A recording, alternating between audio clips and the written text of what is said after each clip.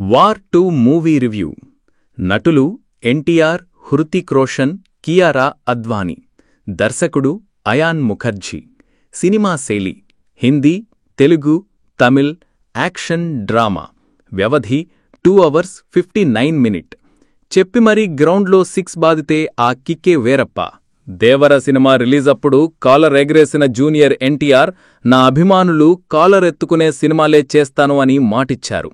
అన్నట్టుగానే దేవరా సినిమాతో ఆ మాటను నిలబెట్టుకున్నారు కూడా. ఇక వార్ 2 సినిమాకి ఒక్క కాలర్ కాదు, ఏకంగా 2 కాలర్లు ఎత్తారు.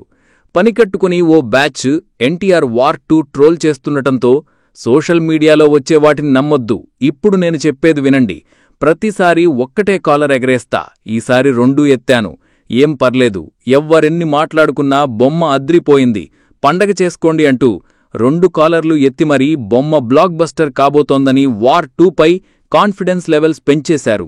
ఓ పక్క కూలీ సినిమాపై భీభత్సమైన అంచనాలున్నా వార్ 2 అస్సలు వెనక్కి తగ్గలేదు. 2 పాన్ ఇండియా బడా బడ్జెట్ మూవీస్ మధ్య బాక్సాఫీస్ వార్ ఇంట్రెస్టింగ్గా మారడంతో మరి వార్ 2 బాక్సాఫీస్ వార్లో నిలిచింది సరే, గెలిచిందో లేదో సమీక్షల్లో చూద్దాం. నిజానికి కూలీ చిత్రంతో పోల్చుకుంటే వార్ 2 చిత్రానికి పెద్దగా అంచనాల్లేవు. దేవరా సినిమా తర్వాత ఎన్టీఆర్ నటిస్తున్న సినిమానే అయినా కూడా తెలుగులో వార్ 2కి పెద్దగా హైప్ రాలేదు. అంటే దానికి కారణం ఇది బాలీవుడ్ మూవీ వార్కి సీక్వెల్ కావటమే. నిజానికి ఎన్టీఆర్ బాక్సాఫీస్ బరిలో ఉన్నాడంటే హైప్ లేకపోవడమనేది ఉండదు. కానీ అక్కడ బాలీవుడ్ స్టార్ హీరోతో మల్టీ స్టారర్ అయినా కూడా హైప్ రాలేదు. టీజర్, ట్రైలర్, సాంగ్స్ కూడా పెద్దగా ప్రభావం చూపించలేకపోయాయి. పోనీ సింగిల్ రిలీజ్ అయితే అంచనాలుండేవేవో కానీ అటు రజనీకాంత్ కూలీ బరిలో ఉండటంతో వార్ 1 సైడ్గానే సాగింది మొన్నటి వరకు. కానీ ఎప్పుడైతే వార్ 2 ప్రీ రిలీజ్ ఈవెంట్లో ఎన్టీఆర్ 2 కాలర్స్ ఎగరేశాడో అమాంతం హైప్ వచ్చేసింది. దీనికి తోడు ఎన్టీఆర్ మాట్లాడిన మాటలు కూడా వార్ 2 పై నమ్మకాన్ని రెట్టింపు చేశాయి. మరి వార్ 1 సైడ్గా సాగిన వార్ 2 కథ ఏంటంటే, కలిని సంహరించడానికి కల్కిగా మారిన కబీర్, విక్రమ్ చలపతిల కథే వార్ 2. రా ఏజెంట్ అయిన కబీర్ కలి అనే అజ్ఞానశక్తి చెప్పుచేతల్లో పనిచేస్తూ దేశద్రోహానికి పాల్పడుతుంటాడు. ఆ ప్రయత్నంలో దేశం కోసం ప్రాణం పెట్టే మేజర్ సునీల్ లూథ్రాని ఓ ఆపరేషన్లో భాగంగా చంపేస్తాడు కబీర్. అతన్ని పట్టుకోవడానికి రా టీంకి మేజర్గా వస్తాడు విక్రమ్. ఒకప్పుడు తనకి గాడ్ ఫాదర్గా ఉన్న లూథ్రాని కబీర్ ఎందుకు చంపాడు? సోల్జర్గా దేశం కోసం ప్రాణం పెట్టే కబీర్ దేశద్రోహిగా ఎందుకు మారాడు? శత్రు దేశాలతో ఎందుకు కలిశాడు?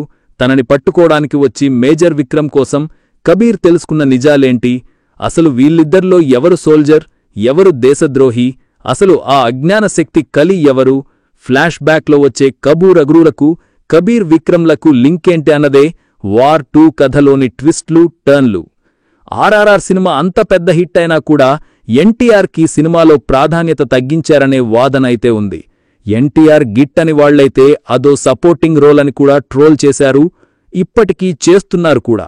ఇలాంటి ట్రోలింగ్ని పట్టించుకొని ఎన్టీఆర్ మళ్లీ పాన్ ఇండియా రేంజ్లో బాలీవుడ్ స్టార్ హీరో హృతిక్ రోషన్తో వార్ 2 అంటే పెద్ద సాహసమే అని చెప్పారు. వార్ 2 మొదలైనప్పటి నుంచి హృతిక్తో పోల్చుతూ చిన్న, పెద్ద, పొడుగు, పొట్టి, తెలుపు, నలుపు అంటూ ఇలా పనికిమాలిన వ్యత్యాసాలన్నీ తీసుకొనొచ్చి ఎన్టీఆర్ని డీఫేమ్ చేసే ప్రయత్నాలు జరిగాయి. వాటన్నింటినీ వార్ 2తో పటాపంచం చేశాడు ఎన్టీఆర్. కంటెంట్ ఉన్నోడికి కటౌట్తో పనేముంది అన్నట్టుగా తన పర్ఫార్మెన్స్తోనే సమాధానమిచ్చాడు. ఇద్దరు స్టార్ హీరోలను బ్యాలెన్స్ చేయటమంటే చిన్న విషయం కాదు. పైగా ఈ సోషల్ మీడియా వార్లో వార్ 2 హీరోలను బ్యాలెన్స్ చేయడం ఇంకా కష్టం. కానీ దర్శకుడు అయాన్ ముఖర్జీ ఇద్దరు స్టార్ హీరోలను విధ్వవీరులుగా చూపించారు. నిజానికి కథలో కథానాయకుల హెచ్చుతగ్గుల గురించి ఆలోచించాడంటే ఆ దర్శకుడు కథకి న్యాయం చేయలేదనర్థం. ఈ విషయంలో దర్శకుడు అయాన్ ముఖర్జీ కథకే ప్రాధాన్యతిచ్చారు తప్పితే కథానాయకులకు కాదు. కాబట్టే వార్ 2లో వాడెక్కువ, వీడు తక్కువ అని వెతిక్కునేవాళ్లకి తప్పితే ఆ హెచ్చుతగ్గులు ఎక్కడ కనిపించవు. యుద్ధభూమిలో ఇద్దరి పోరాట యోధుల వార్ మాత్రమే కనిపిస్తుంది. ఎస్రాజ్ ఫిల్మ్స్ అంటే యాక్షన్ పార్ట్కి పెద్ద పీట వేస్తుంటారు. స్పై యాక్షన్స్ ఫిల్మ్స్కి పెట్టింది పేరు. స్పై జానర్లోనే Pathaan, war, Ek Tha tiger, tiger Zinda Hai, tiger 3 చిత్రాలతో స్పై వరల్డ్ని క్రియేట్ చేశారు. ఈ జానర్లో కథలన్నీ దాదాపు ఒకే విధంగా అనిపిస్తుంటాయి. వార్ 2తో మరోసారి స్పై యూనివర్స్ని రిపీట్ చేసి యాక్షన్ ఎలిమెంట్స్ని రెట్టింపు చేశారు. సినిమా మొదలైంది మొదలు ఎండ్ కార్డ్ పడే వరకు హై రేంజ్ యాక్షన్ ఎపిసోడ్స్ వస్తూనే ఉంటాయి. దేశభక్తి వర్సెస్ దేశద్రోహం నేపథ్యంలో హీరో అనుకున్నవాడు విలన్ గావడం, విలన్ అనుకున్నవాడు హీరో అవడం, దేశాన్ని కాపాడటం కోసం ద్రోహద్రోహులతో చేతులు కలిపి వాళ్ళ గ్యాంగ్లోకి వెళ్లి వాళ్ళని అంతమొందించడం, ఇలాంటి కథలు చాలానే వచ్చాయి. ఇది కూడా మక్కీకి మక్కీ అలాంటి కథే. అయితే యాక్షన్ ఎలిమెంట్స్తో హైరేంజ్ చేజింగ్ సీన్లతో పాత కథకే కొత్త రంగులు పూశారు దర్శకుడు అయాన్ ముఖర్జీ.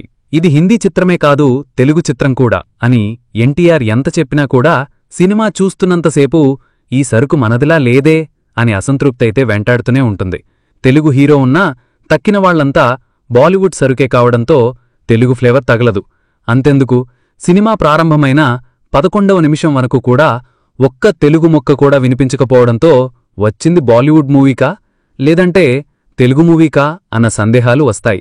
అయితే హృతిక్ నోట నుంచి తెలుగు డబ్బింగ్ స్టార్ట్ అయ్యేసరికి హమ్మయ్యా అనిపిస్తుంది. హృతిక్తోనే కథను మొదలుపెట్టిన దర్శకుడు జపాన్ ఫైట్తో అతనికి ఓ రేంజ్ ఎలివేషన్స్ ఇచ్చారు. ఇక ఎన్టీఆర్ ఎప్పుడెప్పుడొస్తాడా అని ఎదురుచూసెట్టు చేశారు.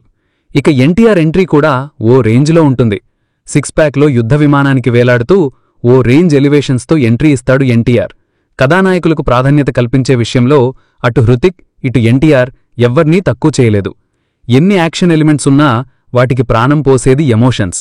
వార్ 2లో హృతిక్ ఎన్టీఆర్ ఫ్లాష్ బ్యాక్ స్టోరీతో యాక్షన్ ఎపిసోడ్కి ఎమోషన్స్ జోడించారు. విక్రమ్ ఎవరో కబీర్ తెలుసుకునే ఇంటర్వెల్ ట్విస్ట్తో సెకండ్ హాఫ్పై ఇంట్రెస్ట్ క్రియేట్ చేశారు. అయితే ఎప్పుడైతే ఇద్దరు హీరోలా కబూ, Raghu flash back story reveal అయిందో అక్కడ్నుంచి కథలో వేగం తగ్గింది. అయితే యాక్షన్ పార్ట్తో ఆ లోటు తెలియకుండా కళ్ళు జిగేల్మనించేలా వరుస చేజింగ్ సీన్లు పెట్టారు. విక్రమ్ వర్సెస్ కబీర్ల మధ్య మైండ్ గేమ్, హోరాహోరీ పోరు ఎంగేజింగ్గా అనిపిస్తుంది. క్లైమాక్స్లో వాళ్ళిద్దరూ తలపడే సీన్లో ఇద్దరూ యోధుల్లా పోరాడటమే కాదు, ఎమోషన్స్ పిండేశారు. పోటీపడి నటించారు. ఎన్టీఆర్ అయితే ఓ మెట్టు పైనే నిలిచారు ఆ సీన్లో. ఇక డాన్స్ విషయంలో స్వయంగా ఎన్టీఆరే ఒప్పుకున్నారు, ఇండియాలోనే the great dancer Hrithik Roshan అని. ఆ మాట ఎందుకన్నారో వీళ్ళిద్దరూ కలిసి చేసిన దునియా సలాం సాంగ్లో తెలిసిపోతుంది. హృతిక్తో పోటీపడి ఎన్టీఆర్ డాన్స్ చేసినా కూడా హృతిక్ చాలా సింపుల్గా మంచి గ్రేస్తో ఎన్టీఆర్ని డామినేట్ చేశారు. ఎన్టీఆర్వి మాస్ స్టెప్పులుగా అనిపిస్తే హృతిక్వి చాలా స్టైలిష్గా అనిపించాయి. కథానాయిక కియారాకి రా ఏజెంట్గా మంచి పాత్రే పడింది. కేవలం గ్లామర్ డాల్గా మాత్రమే కాకుండా యాక్షన్ పార్ట్లోనూ భాగమైంది. హృతిక్తో ఫైట్, పీఎంని కాపాడే సీన్లో మాత్రమే కాకుండా ఎమోషన్స్తో కూడా మెప్పించింది. ఇంతకీ ఈమె ఎవరు జోడీ అంటే హృతిక్కే. ఎన్టీఆర్ ఈ సినిమాలో సింగిల్, అతని కథే వేరు కాబట్టి హీరోయిన్ లేదు. ఉన్న హీరోయిన్ కియారాకి హృతిక్తో లవ్ ట్రాక్, బ్రేకప్ ట్విస్ట్లతో సాగుతుంది. ఇక బికినీ ట్రీట్తోనూ అందాలను పరిచేసింది కియారా. రా టీమ్ హెడ్ విక్రాంట్గా అనిల్ కపూర్ కనిపించారు. సెకండ్ హాఫ్లో హీరో హీరోయిన్లు ప్రమాదంలో ఉన్నప్పుడు విక్రాంత్ విజృంభించి చేసే ఫైట్తో పర్లేదు, ఇతనికి కూడా ప్రాధాన్యత లభించింది అనిపిస్తుంది. కథాకథనాల కంటే యాక్షన్కే ఎక్కువ ప్రాధాన్యత కల్పించిన చిత్రం కావడంతో విజువల్స్ చాలా గ్రాండ్గా అనిపిస్తాయి. చేజింగ్ సీన్లైతే హాలీవుడ్ రేంజ్లో ఉంటాయి. బట్ కొన్ని సీన్లైతే అమ్మ బాబోయ్ అనిపిస్తాయి. వినయ విధేయ రామ సినిమాలో రామ్ చరణ్ రన్నింగ్ ట్రైన్పై దూకితేనే వామ్మో అన్నారు. కానీ ఈ సినిమాలో రన్నింగ్ ట్రైన్పై కారేసుకొని దూకేస్తారు హీరోలు. అంతేనా? గాల్లో, ఆకాశంలో, నీటిలో ఇలా కాదేది యాక్షన్ సీన్లకు అనర్హమన్నట్టుగా ఇద్దరు హీరోలు విజృంభించారు. గాల్లో ఎగురుతున్న యుద్ధ విమానాలపైకి ఎక్కి నేలమీద పాకినట్టే తెగ పాకేసి తెగ ఫైట్లు చేసేశారు. సూపర్ మ్యాన్, స్పైడర్ మ్యాన్లను మించిన విన్యాసాలు చాలానే కనిపిస్తాయి. యాక్షన్ ఘట్టాలు ఉత్కంఠ కలిగించేవిగా, భారీగా అనిపించినా నమ్మశక్యంగా కనిపించవు. లాజిక్లు, మ్యాజిక్లను పక్కన పెడితే విజువల్స్ మాత్రం అదిరిపోయాయి. ప్రపంచ దేశాలన్నీ ఫ్రీగా చూసినట్టే అనిపిస్తాయి విజువలైజేషన్తో. బెంజమిన్ జాస్ఫర్ సినిమాటోగ్రఫీతో యాక్షన్ వార్ చూపించారు. యశ్రాజ్ ఫిల్మ్స్ క్వాలిటీ విషయంలో కానీ, ఖర్చు విషయంలో కాని వెనక్కి తగ్గరని క్వాలిటీ విజువల్స్తో మరోసారి నిరూపించారు. ప్రీతం, సంచిత్ బల్హారా, అంకిత్ బల్హారా త్రయం అందించిన మ్యూజిక్ పర్వాలేదు. ఉన్న 1-2 పాటలు తెలుగు వాళ్ళకి ఎక్కవు కాని బ్యాక్గ్రౌండ్ స్కోర్ బాగుంది. ముఖ్యంగా ఎన్టీఆర్ వచ్చినప్పుడు సైతాన్ సైతాన్ అంటూ వచ్చే ఆర్ఆర్ హైలైట్గా నిలుస్తుంది.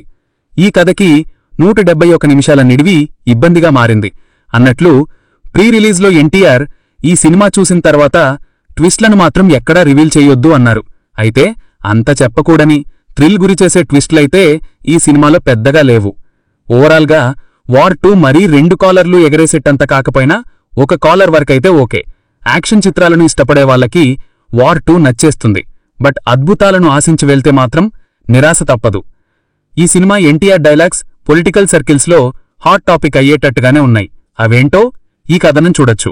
బారా, నా ఈగోని కెలికితే ఎంత దూరమైనా వెళ్తాను, ఎన్టీఆర్ గట్టిగానే దింపేశాడు.